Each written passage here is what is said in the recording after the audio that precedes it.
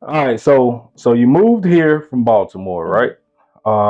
And before you got here, you was trying to do your personal training thing, Yeah. right? And so once you got here, you came into the tattoo shop. That's where I met you at, Yeah. and you got a leg tattoo from CJ. Yes. And so, kind of tell people how you got into becoming an apprentice. Oh, I love this story.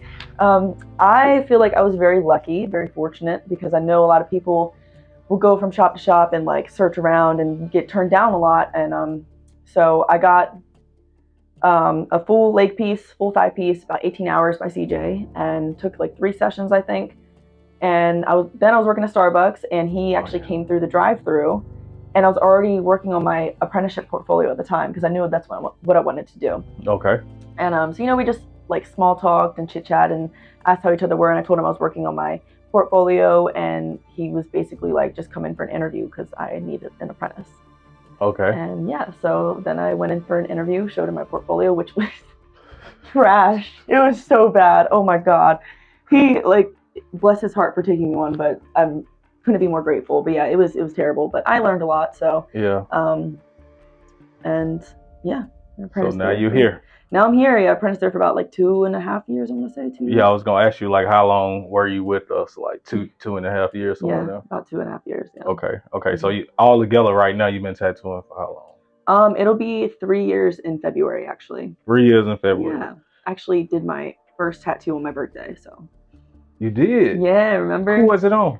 It was on CJ's client because all my friends bailed. So like, because as soon as I told him it was like $40, a lot of people just like bailed. It was like, I didn't expect to have to charge people the first time, but it was was his name Brandon, the dude that wore the cowboy hat?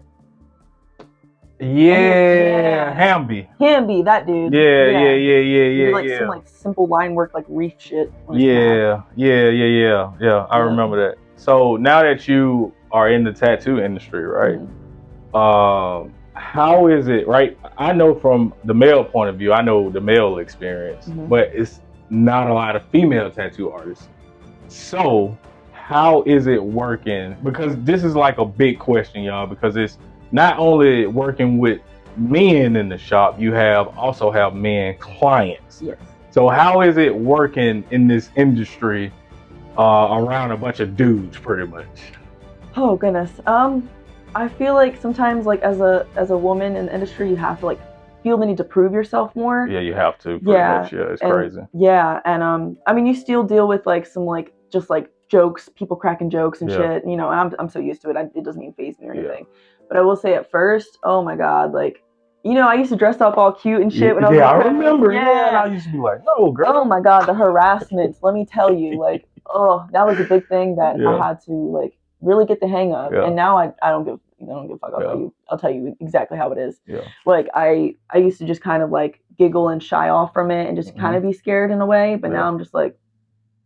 Yeah, you got that tattoo running through your blood now. Yes. Yeah. Now I can handle it much better, and it happens less often, thankfully. So. Okay. And then as far as the artistry part of it too, because like, you know, this field is like very competitive. People don't know. Yes. You have a lot of guys that want to hold secrets, and you know what I'm saying? Like, which, I mean, if they work for it, you know, absolutely. So what? But but how is it keeping the pace, right? Because it's a fast-paced industry. Something new's coming out like damn near every day, new style. It is. So like, how is it for you keeping up with that pace, being new in the industry? Yeah. Oh yeah, because I'm still pretty new. It's tough, I will say. Like I do get pretty hard on myself about my work and about like my progress and everything. But I always remind myself that I still am only like 2.5 years, almost 3 years into tattooing. And I've learned a lot. I finally like not solidified, but got down what I really want to do, my style, which is like a mix of black work and dark illustrative. And so I got that down, and I want to get into like more like lettering, like shit like that. Yeah, you always been fascinated with that lettering. Hell yeah. But it's hard. It's hard, especially when not many people like your style. Like it's, you know, a lot of shit is like people want specific style. It's not generic. Exactly. Okay. And it's not like something that's going to be easy to accomplish, you know. I mean, not saying tattooing is easy at all, because it's the hardest thing I've ever done in my life. Oh my god. Another thing, that's Yeah. It's competitive. So, you came from Starbucks, right? Yes. And I remember we had this conversation. I Mhm. said, if you learn how to do piercings, Yep. it would double your Starbucks check. You remember that? Yep. I was so scared to do I was piercings just at gonna say first. you were so fucking afraid. You were so afraid. Yes. It was the craziest talk ever because Mhm. you had this look in your eye. You was like, dude, what are you talking about? Yeah, like I was so terrified, and yeah, I remember. I think quite often about like the first couple piercings I did, and how anxious I was. I was like Yeah. shaky, like it wasn't good. Like it was, but that I got the hang of it, thankfully, and I still do them. I was gonna ask you, do you still pierce? Yes, I still pierce, and um, I love it. And a lot of the times, um, you'll get like short-ended experiences because it is like a quicker process than a tattoo. So sometimes you do deal with more of the like um entitled and like Say it. I know. I'm trying to be. No, I know. Yeah. The more entitled and like pushy clients, Yeah, basically, because yeah. I'll be tattooing and I'll have somebody come back wanting a piercing. And I'll be like, okay, it's gonna be like an hour wait. Like you can come back or you can hang out. It's cool. And they'll be like, you can't do it right now. I'm just like, oh, sorry. Like let me stop. I'm not doing anything at all right now. Let me. Yeah. And I actually had a conversation with one of my tattooer friends, and she was saying how it's you get more bad experiences with piercings sometimes. But then there's also times where you get like really good experiences that are like 10 minutes long and you made that person's day and shit like that. Yeah. Yeah, people do be pushy as Yeah. hell. Like you'll literally tell them, hey, I don't, right now I can't do it right a second. Give me 30 minutes. And then Right. they'll go with is it somebody else Yep. here that can do it? Day. And That it's just like, happened yesterday. I was in the shop by myself. it's So, like, yeah. if it was somebody else here that can do it, you don't think I would tell you? Right. Exactly. Yeah. That's Love funny as hell. I always love that. That's funny. So I was gonna ask you too, like, now that you like fresh in, right?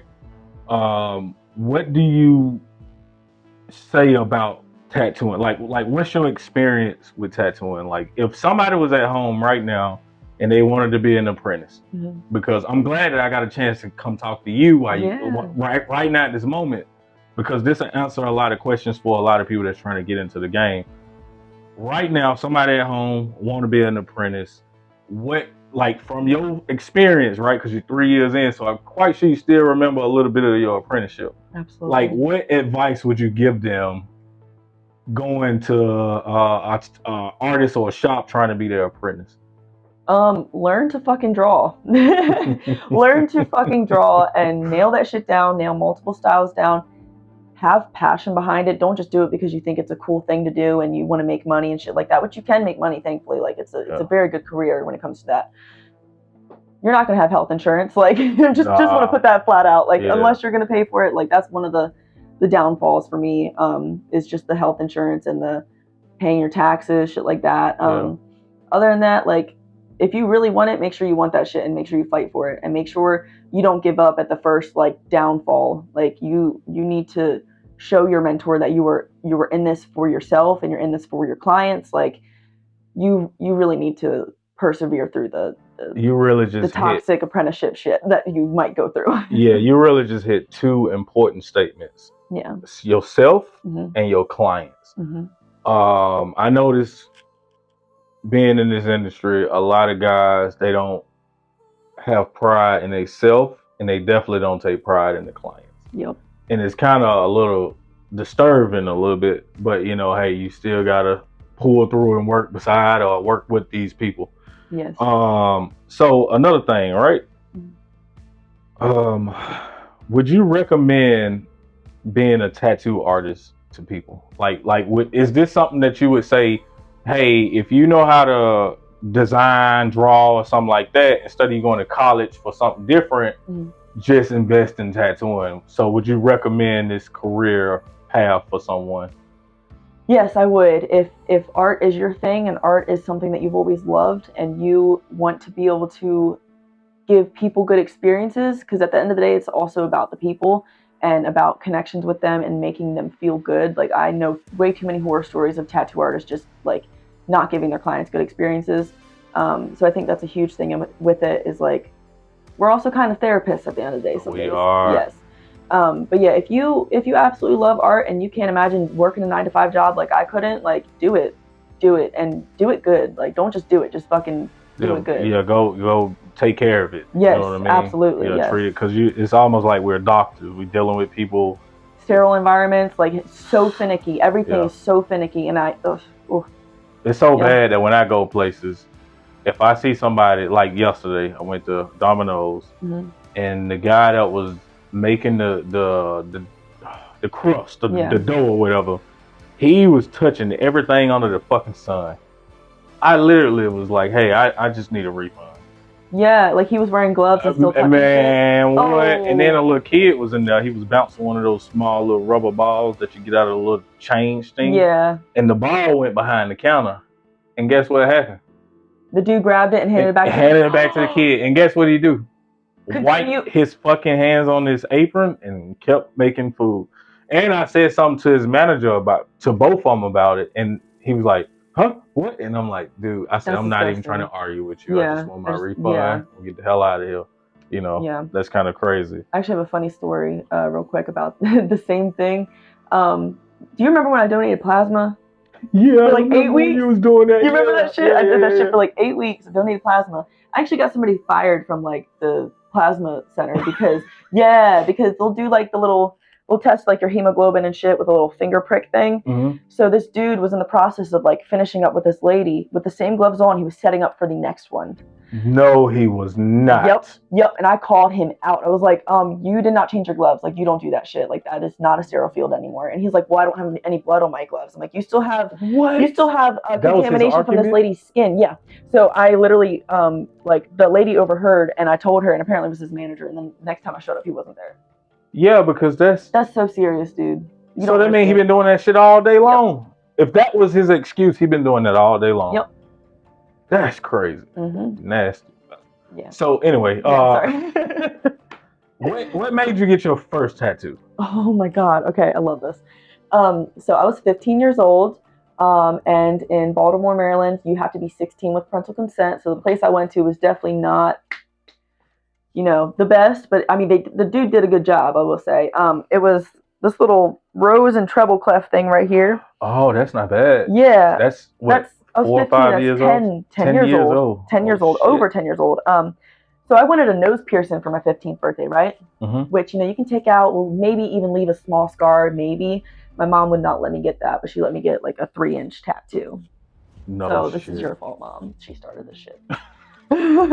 So that was your first tattoo at 16? 15. 15 years old, got your first tattoo. Mm-hmm. And so what really inspired you to become a tattoo artist? That's like the $1 million question. Like, what made you say, bump this 9 to 5? Yeah. Like, I'm going full head first. This is it, right? Or what made you do it? Because I seen when it happened. Yeah. Your whole thing changed. Yeah. I seen it happen. When it fully set in. Yeah. So what made you do it? I've always, after the first one, I got another one when I was 17. Like, I probably got 4 tattoos before I turned 18. Okay, we can probably wait until that. Thank you. No. All right, yeah. So you were saying what? Well, I was asking you, like, what made you get your first? I mean, jump head first into the tattoo, and like, what made you just go for it? Well, I'm gonna be honest. I did not think I could do it. I actually, probably since I was 17, I always thought about the idea, but I had anxiety and I had shaky hands. Right. Mm-hmm. I also was drinking like 2 Red Bulls a day, so that was just not good. So it's something I always wanted to do, but I was too scared to try. Mm-hmm. Whole time you just got to build your hand muscles and just like learn. Like, it's literally just something you have to learn. It's a technique. But yeah, I always loved art, and I wanted a career in art where I could make money too. Like, a lot of artists don't, they struggle. Like, if I were to just like make prints and sell them, like, that's that's really hard to do, you know. Yeah, you got to build a certain name around the brand to be Yes. successful as that type of artist. Exactly. Yeah, So but what I'm asking is Yes. because this is special, right? Like a lot of people are afraid to do what you did. Even me, any tattoo artist, right? Like what made you say, you know what? I'm just gonna go for it. I mean, because right now you're doing really well. Yeah. I see the growth. Thank you. So like, what made you just say, like, out of all that doubt you just spoke of, right? Like, what made you say, you know what? I'm not listening to that. This is who I am. Because I seen it happen in your eyes that day. It was weird. It was probably like one of the tattoos I did. Okay. Like when it was like under a year, I think. I'm trying to think of which one it was. There's a few tattoos I did around that time where I was like, okay, I'm pretty proud of this. And then I had other tattooers who've been tattooing for like 10 plus years, like question me that I'd only tattooed for a year, and like they said I was really good, and like just like basically just like compliments too from like tattooers who've been in the game a lot longer. And that gave you the that confidence. gave me confidence. Absolutely. Okay. Absolutely did. And it made it set in that this is what I was meant to do. You know, once I started to actually see my progress and see my style evolve and get my technique down, get my line work down, oh my God, like it, yeah. You remember the circles? Oh my God. Circles, fucking circles. I think that was the one thing that I was actually kind of decent at, like with tracing with the microns. Was the circles. That's the one thing that CJ complimented me on. He was like, "Your line work shit, but your circles are good." No, but if you notice, like everything you do with tattooing is kind of like a circular. Absolutely. The arches. Everything is curved on the body. It's not a straight line at all. No, so, it's not. So really, that's good. That's why you advance so quick, because everything is round on the body pretty much. Yeah, I'll say the way my apprenticeship went was exactly how it needed to go for me to be where I'm at. I like that. Yeah, absolutely. I like that. Yeah. So on that note, we're gonna go ahead and close it out. Anything you want to tell the people? Drop your social media, where they can find you, how to book with you, and all that stuff. So just go ahead and plug it in now. My Instagram is Stabbed by Rapunzel. You can spell that one out. You figure it out. Okay. Stabbed by Rapunzel. I typically do like booking through either my DMs or my Gmail, which is like Tattoos by Sky, TATTOOSBYE SKYE. It's confusing how to spell that one. And yeah, I do like black work and dark illustrative, and I'm trying to do my style more. So if you like that style, hit me up. Yes, sir. So, all right, y'all, we out of here. Peace. Oh, also one more thing. Go ahead. Sorry. Go ahead. While I have you here, I just wanted to thank you for everything that you've done for me while I was at Blackheart, because on some of my bad days, you were the only reason I stayed there. I'm so serious. You were my best friend when I worked there. You know. I appreciate it. In a way, we still are. Yeah. No, we ain't got no bad blood at all. Absolutely. Yeah, you my girl. So. Yeah, but you were a big reason that I stayed there. Yeah. Like you motivated me, you inspired me, you told me to you helped me suck it up, basically. Yeah, fight. Yes, fight. Because I know what type of industry this is. Exactly. You got to fight. And I will always be grateful for that. No, I'm grateful for you too. Yes. Thank you. You taught me about Chase Atlantic. Yes. And oh, before you go, hold on, time out. We can't let her leave without doing this. You got to do a what you call it? You remember? A what? What is it called? Can you do it again? A roll. What? Can you do it one more time? Belly roll. Gutter roll? Gutter roll. Yeah, and on that note, we out of here.